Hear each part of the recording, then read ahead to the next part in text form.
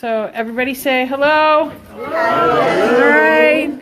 Welcome to our rehab tour with Daniel Bernadette with the Boston Area Real Estate Investors Association. If you guys appreciate these meetings and the things that we do not charge for the Saturday rehab tours, but if you appreciate it, then become a member of our group, and then you can come to the monthly ones as part of your membership, and we have a lot of other benefits and stuff as well.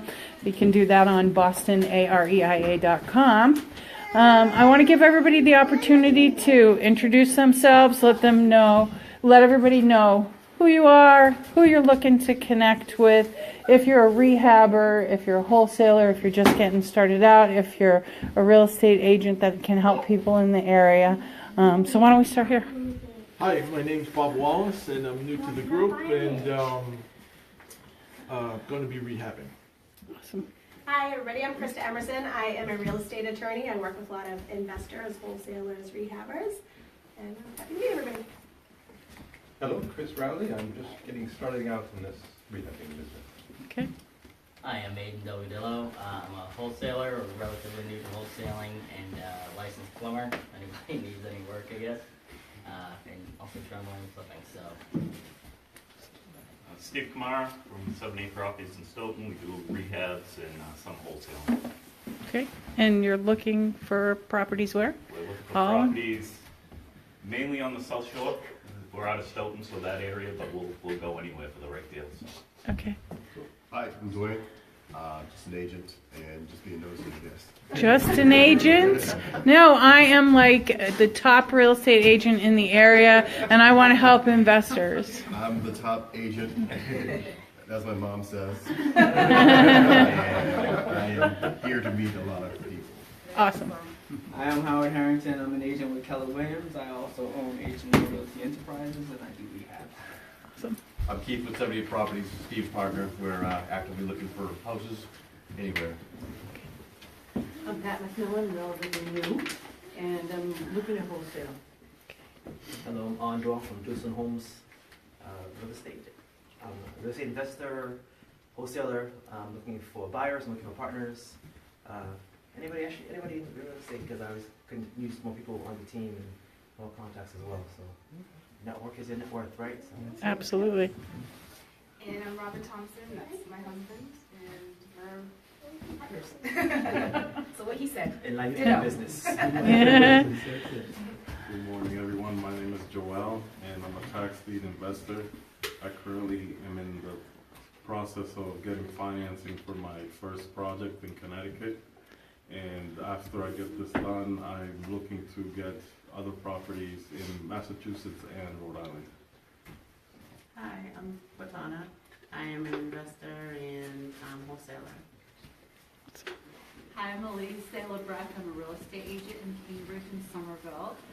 Recently joined up with the Brownstone Training Group, and also looking for investors to buy and flip properties in the Cambridge, Somerville, Belmont, Watertown general area.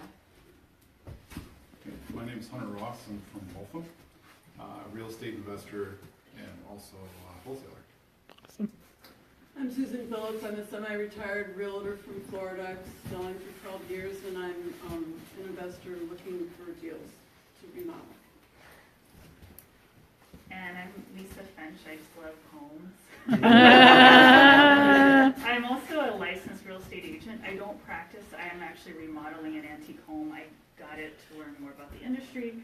I have 2 real estate startups, one in the commercial side, one in the short-term vacation property rental market. I'm just excited to see this project and work and meet all of you. And Jose is watching, so everybody say hi, Jose. Hi, I'm Maggie, I'm an investor. I said out of state, I'm looking to invest here, looking for customers and all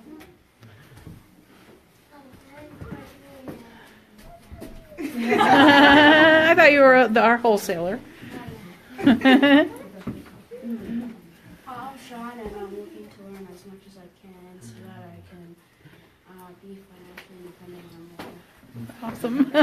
I love that. By the time I'm 18, I want to be financially independent. Anthony Guerra, this is my family, and looking to diversify into other areas and meet potential investors and partners and whatnot. Okay. Now I want to tell you guys a little story before I bring Daniel up and let him do his talk. I had a rehabber reach out to me and said, I need money, seed money for a project, and I need about $32K. It's in Quincy. And just on a whim, it was somebody that Krista introduced me to. Just on a whim, I've never really done it before. I sent an email out to the Boston RIA group. Do you know that in 15 minutes, 18 people came back to me and they had, like, no problem. I've got 50, 100 grand here. So if you guys need money for your projects, get in touch with me because I've got a lot of people on my list now. So now I am going to bring Daniel Collings up. He's got a new company he can talk about, which is exciting. He's was a Brownstone joint venture student and is now one of their senior project managers and has 4 core properties. So everybody give it up for Daniel. I don't want to see in front of you. So my name is Daniel Collings. I am the managing partner of 4 Core Properties. This is one of our properties that you're in today. I am a happy alum of the Brownstone Joint Venture Program. I learned so much from that program. I am a licensed real estate agent. I consider myself just retired, semi-retired on the sales end of things. I'm a licensed real estate appraiser. I do work for a company doing appraisals.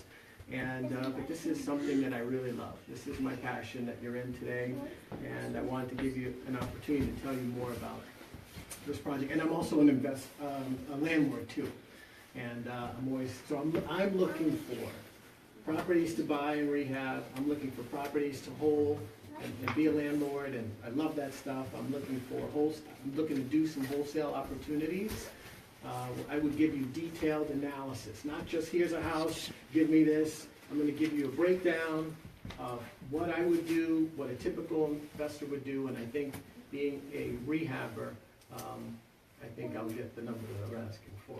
So, but welcome to the property here today. This is 10 Populatic Avenue Extension. Street Extension. Street Extension. It's a long one. It's in Norfolk. You're not in Kansas. You're in Massachusetts still. And this is a great story. It's a great property, and this is one about perseverance and time. I actually came out here a year and a half ago, and I was looking at a house right over there across the street. And it was on MLS, and I use MLS to kind of come out to different towns. I'm not very familiar with this town. That was a house that was kind of rotting away. It was hanging on the cliff, and I think it was maybe 100 and something thousand. And it just looked like to be maybe more than I wanted to do with, excavation and everything. And so as I'm leaving that property, I see this property. And this property has high grass, it has trash in the yard, and it has filth in the actually I'll pass out pictures so you can see. You can just scroll over and you can pass that over before pictures.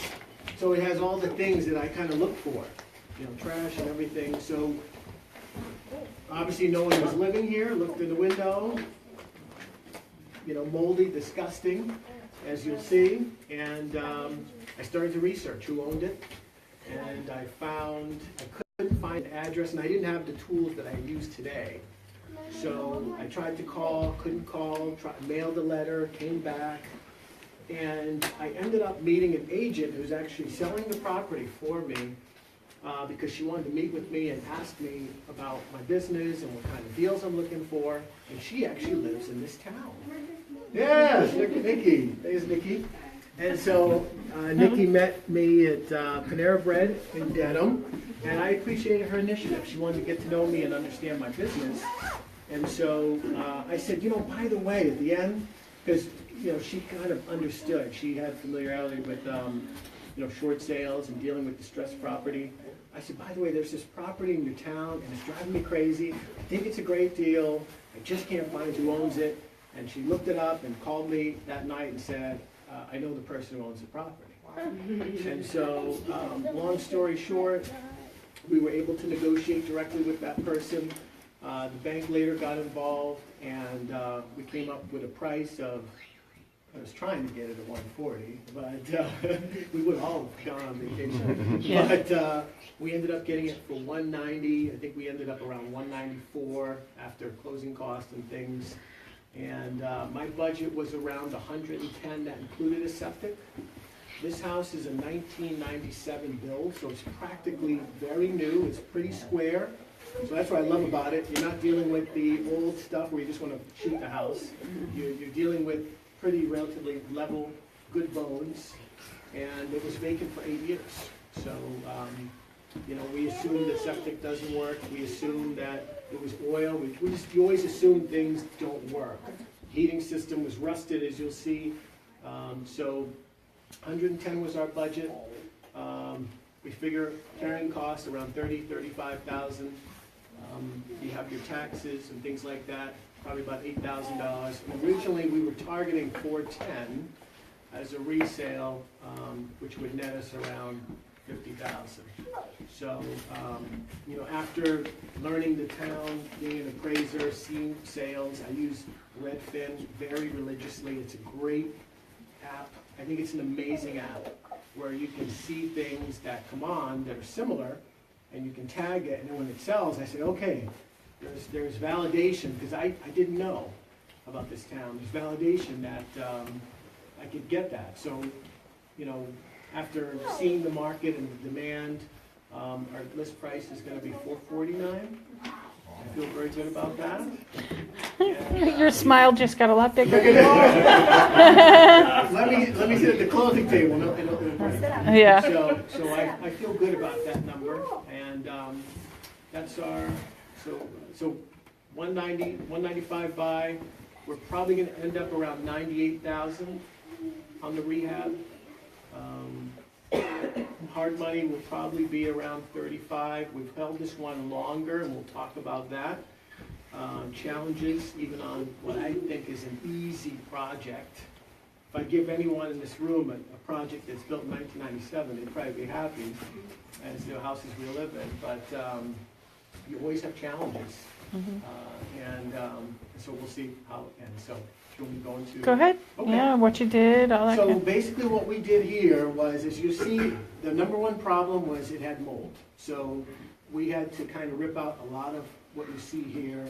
We had a mold company come in, they do the test and do the spraying, give you the certificate that it's mold-free, and that's what we'll provide to the buyers to let them know that we had a professional take care of that. So all of these walls are new, the kitchens are new, the plumbing and the electrical for the main part are still in place. It's really the fixtures. The flooring is brand new, paint, ceilings are new on this floor, doors, appliances.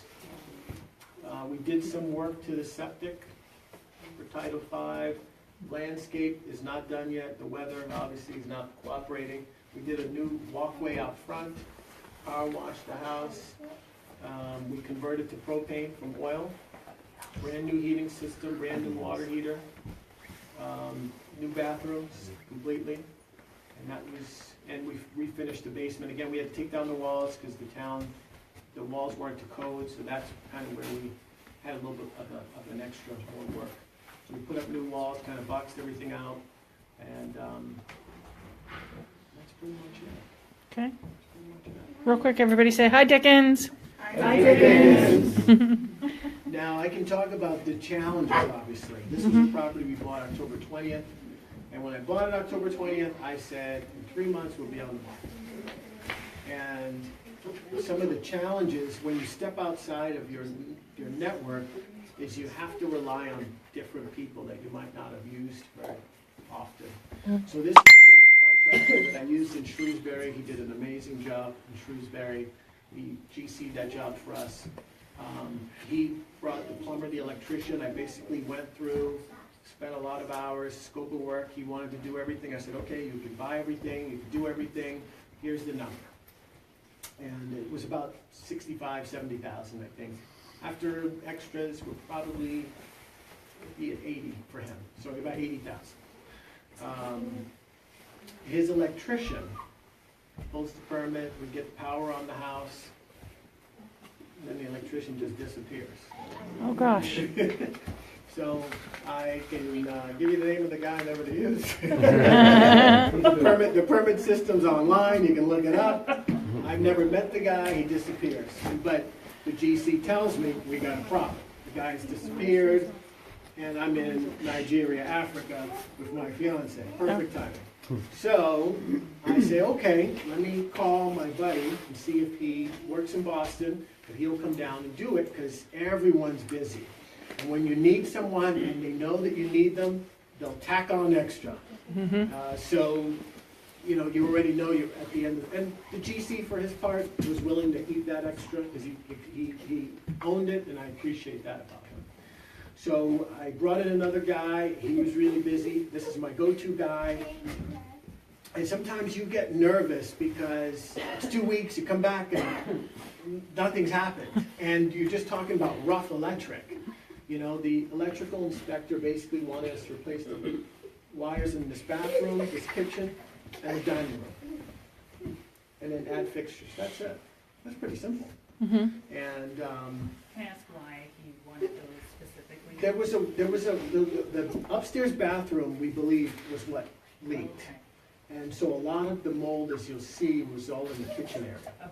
So he felt that the wires were damaged from the water, even though the electrician was telling him it's fine. But when they tell you you have to do something, you have to do it. And we'll talk about some of those challenges with the town too. So that's really what we have to do, and in fixtures. Everything is pretty much kind of where it was. So I got a little nervous because my go-to guy is super busy because the best guys are busy. And I said, you know what? Let me find someone who's closer. So I ended up finding a guy who actually did the electrical for that house through a network. His price was higher. You know, this is probably a $3,000 job. It was $4,700. GC agreed to eat the extra. I said, hey, he did that house. He knows the town. Fine.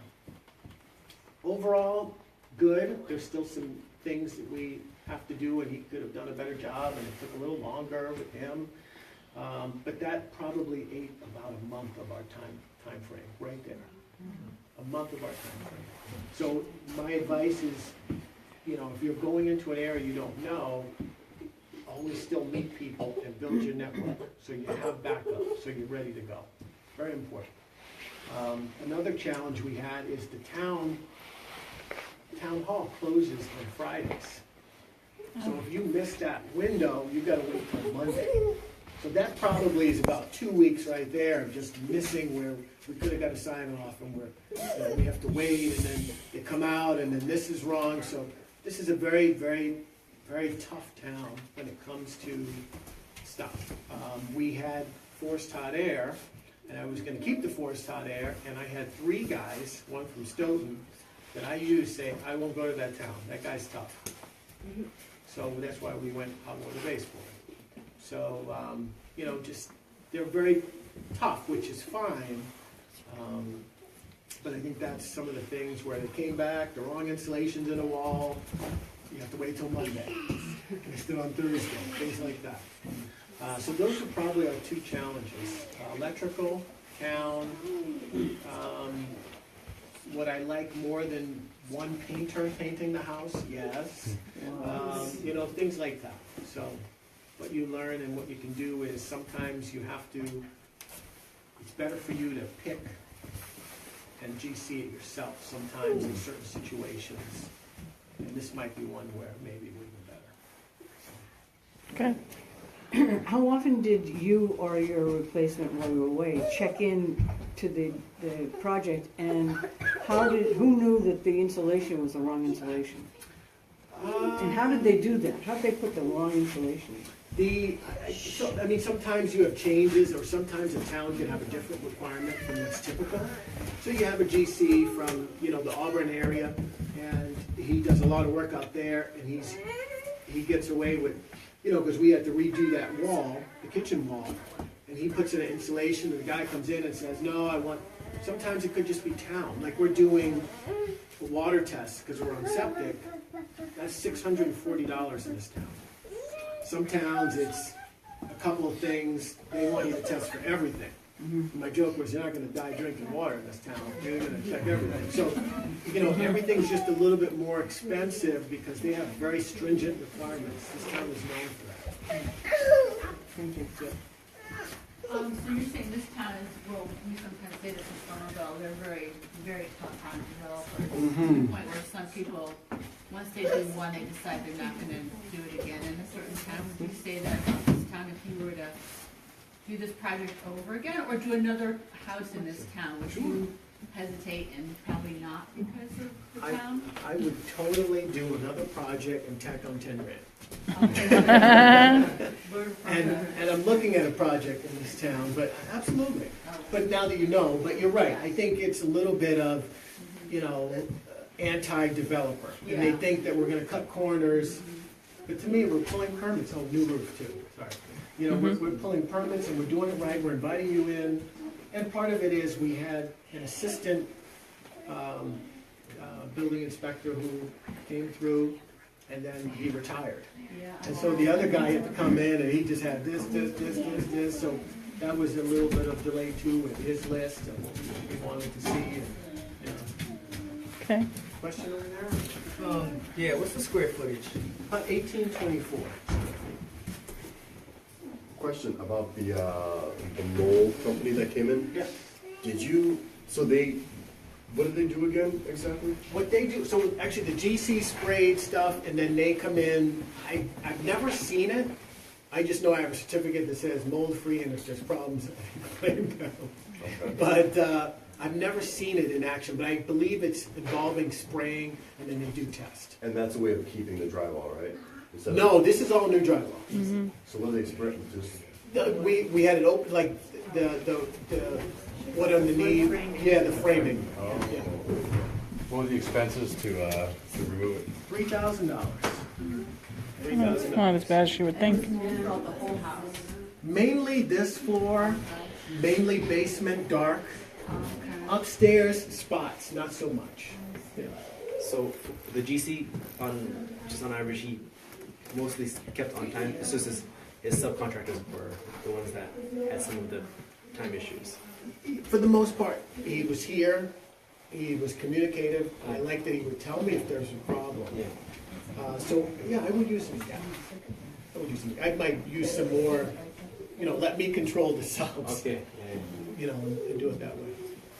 So I know you use the GC, but did you still expect to at least check every week or 2 weeks with them, or was it sort of a trust that you had, or was it that you already used this GC before, so you didn't have any expectation? I think when you have money invested and other people's money invested, you have to see it at least twice a week. So twice a week I was here, Saturday and a day of the week, and just to make sure everything's moving. So, What would you focus on? Would you just look at your project plan, or look at what was being done? Like, were there kind of like performance points that you were looking for when you visited each time? just to make sure we're moving on target. So like, you know, getting to rough inspection, putting the new roof on, and just kind of making sure we're still moving forward. Who are we waiting for? We're waiting for the electrician, waiting for the plumber. It's just moving, consistently. What's next? Flooring, like flooring was put in 2 weeks ago, and that was another delay too. He's really busy. He's really good, and in first time in 12 projects, I've had to wait for him like over a week. So. If you did it again, would you adjust your time frame to allow for more, or how would you? It's a good question. One of the things that I learned in Brownstone training was you can have agreements where there's performance, and if certain things aren't done, there's penalties to it, and I might look into something like that. But for the most part, I think teamwork is so important, and it's building a team atmosphere and having people who buy in, electricians, plumbers, HVAC, roofers, and for the most part, I really haven't had issues with tradespeople. It's always going to happen, but for the most part, it's been pretty smooth sailing. I'm wondering how you found this GC. you find it through your network or? Good question, good question. So, the GC, we had an opportunity in Shrewsbury when I was working with Brownstone as a senior project manager. It was a joint venture partner that actually found a deal on Craigslist. And I believe it was like a 110 or 120 buy of a single family right off of Route 9. Anthony Platt. Anthony Platt, yeah, Anthony. And I think it sold for like $289. I think that was, so what I use sometimes when I go into areas that I don't know is I use Thumbtack. And I think it's a great website. And what I do is I just have them come at the same time. They can look at each other, and they know that they're not the only person. And what I liked about this GC is he took time and wrote it down. I had one guy who came in, and no paper, he's like 110, you know, and I was like, yeah, you're gone. And then I had another guy and his wife with the fur coat. I remember these things, and I got 150, you know, and I'm like, yeah, goodbye. But this guy actually, he got it, and he wanted to work with us, and it worked out really well. And like I said, for the most part, he did a good job. There's some feedback I'll give him on this one. But he's a guy who wants to work with me, and there's no ego. I can tell him when there's something that I don't like, and he can tell me when, you know, he agrees or disagrees, and I appreciate that very much. So if I can just mention this, in my case, what I did was I scheduled the appointments a half hour apart, so that way I can have undivided attention with the contractor. So in your case though, you said you had everybody show up at once, is that? So what I do is I spend a lot of time on the front end. So I'll walk through a house and I'll write down what we need to do, and I know for the most part what it's supposed to cost. Okay. And so I will give them, here's what we need, and they should be able to price that out and say. Right then and there on the spot. No, they can come back to me a couple days later. Okay. But they're coming prepared with a scope of work, and I'm basically saying, for all of this, what's it gonna cost me? And so so everyone's on the same page, looking at the same thing. Okay. Okay, I don't want to answer the question. So, have you considered anything that could possibly add value to the house, or there's nothing really? It's a good question. I mean, I'd love to have the house staged, but the stage is on vacation, and I'm at the point where I feel confident we can put it on the market without staging it, and it would go. So that's one thing. I do believe in staging. It adds some very good resale value, and people can actually see. So that's one thing I'd like to do next time. Okay. Yeah. How do you pay your contractors? Do you pay them in increments of when they reach certain goals? Great question. So when it comes to electricians and plumbers, we pay them in a third. So we give them a third to start, we give them a third after they get the sign off from the rough, and then a third when they sign off from the town and they're gone. Like, we're not gonna see you again. And that works really well with them. A painter, you might be able to do, you know, half up front because they have to buy materials, and then half when they're done. So anyone who's a professional should not have an issue with that. And, you know, you want to avoid people who I call are bleeding for cash. You know, I need $800 to get over, then you're not the guy I need or the person I need. So have you ever had a contractor where you paid them an initial amount? I've never had anyone disappear on me yet. Never. Yet. Yeah. I'm sure it'll happen. I had that happen on just my own condo where I hired someone with a strong referral to replace the window. And I was very naive, this was decades ago, and I gave them some money. Yeah. They never showed up. They claimed they needed to purchase the window. Yeah, I mean, that's, again, if you are poor and you can't, you know, the contracting business is you have to have some funding. You have to have something. You're in business, if you can't purchase I could purchase the window. You know, if you can't purchase a window, forget it. And sometimes it's tough because you get a good referral. But, you know, you get let down on those too. So, you know. So I know you use glaze on your walls. So do you buy the paints before, or you let the painters buy the? So what I do is I spend a lot of time in Home Depot, and I could show you, I do what's called the scope of work on this project. It's on there. and it details everything. And I picked the paint, and so I went there. And we do a lot of gray and white. I need to change it up. I feel like this is it. I like it. I'm tired of seeing it now. So we pick everything: doorknobs, finishes and knobs on the thing. I ordered the appliances from Sears. I'm trying to support them before they close. So I pick a lot of. I give them the detail. Vanities. I spent a lot of time. So I spend a lot of time up front, so I know what I'm getting. It goes in seamless, and it saves me from running back and forth. But are you actually purchasing Purchasing it? the paint, or when they give you the price, since you already... Good question. So on this one, I paid him he did all the purchasing. So he would do the purchasing, and then I would give him a check, and we'd stagger it out. So that's how we did this one. In probably, I do like buying this stuff because my Capital One gives me great rewards. My fiance tells me that, and so Thanks for that plane trip to Nigeria. Yeah, I want to pay for that. So I think, I like to pick them because there's certain things that I see that I didn't pick that are here, and it always happens.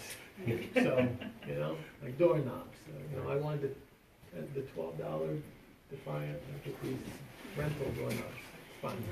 So, yes, sir. So when you interview the people you're going to partner with, like the contractors or the plumbers or whatever, what are the qualities you look for? Good question. Very good question. The qualities I look for are, give me some addresses that you've worked on, give me some referrals. It's like finding a tenant. I do the same thing. Where have you lived before, referrals, etc. This is how I'm going to pay you. Is that an issue? You're going to do work, you're going to do the roof, and then I'm going to pay you. Is that a problem? If that's a problem, I run as fast as you can. So you just don't want to get into a situation like that.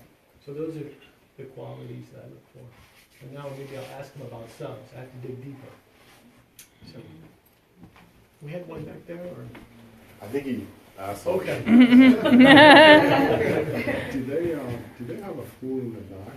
Good question. Yeah, we had an above ground pool that I just had them throw away. Pools are a pain to me, a liability. So eventually the landscaper will finish if we get some nice weather and clean the. When we get some nice weather. When we get some nice weather. We're gonna do some nice. He did a nice walkway. So that's a good question. That's a landscaper I found on Thumbtack. And I had 3 different people come, and he had his name on his truck. I told him this is how I'm going to pay him. I looked at ones that he did recently, and he's been great. So I would totally hire him again. So, awesome. Yeah. Go ahead. For an above ground pool, if they have, once it's removed and there's a big pit of sand there, what kind of stuff, what's a good option to make something like that? It's good. Do you have any ideas? Make it a fire pit? I don't know. I was going to just have them clean it out, and that's one thing where the buyer comes in and they're asking for certain things. I can determine if it's worth it to do. Yeah, throw a nice back patio in there. Put a nice little, sorry. Yeah. That's what I saw when I looked out there. I was like, oh, patio, barbecue over here. Well, I'm leaving options open. Go ahead. Are you going to put heat in the basement? You're good. You're good. So, yeah. So I do have a price to add a baseboard heat in the basement, and that's something we'll probably do. Just one baseboard? Yeah, one will do about $1,000. We'll heat that room. Okay. Did you find the reviews on Thumbtack helpful? I do, but I also factor in that people are baking those reviews Yeah, with their that's friends. right. So that's why I cross-reference them with, Okay. give me an address, and being an agent, an appraiser, I have access to MLS. I could look it up, Google Maps. Give me a number, give me some names. If they can give those pretty easily. Yeah, they're good. Yeah, and I've done references for this general contractor too, in the last project. So it goes around. Okay. Nikki, you want to come up and just If you do your quick 60-second plug before I turn the video off because my phone's dying. What do you want me to say? Your name, where you specialize, that you're a realtor for, that you can help other investors like you help Daniel. Okay, perfect. So I'm Nikki Capobianco. I'm a real estate agent with United Real Estate. I've been in the industry for 20 years, so I have a wealth of experience. She looks like 22. I have good genes. I have extensive history with negotiating short sales. We were actually able to secure a great deal on this property. Yes. The bank did counter back at 325, and they were Initially, we told them they're on drugs. Mm-hmm. And it came down. again at 340, then 325. Yes. But I had to pull out every short sale negotiating trick I've ever used in my life to get this deal together. But thankfully, because I have that experience, I was able to do so. I used to run a short sale processing department in Las Vegas, and we were closing 1,400 short sales a year in the height of short sale time, like 08, 09, 2010. Yeah. I also have a lot of experience closing bank-owned properties. So I know what types of things to look for. I specialize in working with investors, so if anybody is interested in working with me, I did bring some cards. They're from my past company, but the number's still the same. What's your number and email for the video? Okay, my phone number is 702-553-7736, and my email address is mlikemaryeast8@gmail.com. So it's like Massachusetts Real Estate @gmail.com. What towns do you specialize in? I do Boston, Metro West, that whole area, up the South Shore. I'm really familiar with this area specifically, obviously because I live here, so I know more of the people that are in the town, which is how we happened to put the deal together for Daniel. But Norfolk, Rentham, Plainville, my kids are in the high school and the junior high, so I'm deep in those communities. But I also work in Dedham, Canton, Norwood. I've sold quite a few in that area. Yeah. For this area, what's the average day on market? Well, right now, it's less than 30 days. It's less than 14 days, really. If you price it right, they're selling as soon as they hit the market. So there's nothing for sale. And it depends on the price point. The price point that we're in, there is nothing on the market. And anything that comes on, it sells really quickly, as long as you price well. And I'll say a couple of things. The things that are in this price range, a lot of them are junk. Yeah. And two is, Nikki gave me a great reference for a house cleaner who did an amazing job. So I think that's the key, is finding someone who has knowledge of the short sale process, but can offer you helpful suggestions. And I think she's been helpful in pricing. I was a little bit nervous about the price point, but even as an agent, as a real estate investor, I rely on an expert to tell me, because I don't know this area very well. So. Is that it? All right, guys. I hope to see you at the April 19th tour in Canton. It's the not really after tour, but getting towards the after tour in Canton. And then also on April 21st, we're doing a subdivision tour in Taunton. So there's 10 houses, and we're going to check out a couple of those. There's flyers for everyone. The rest of the time, spend time networking with each other and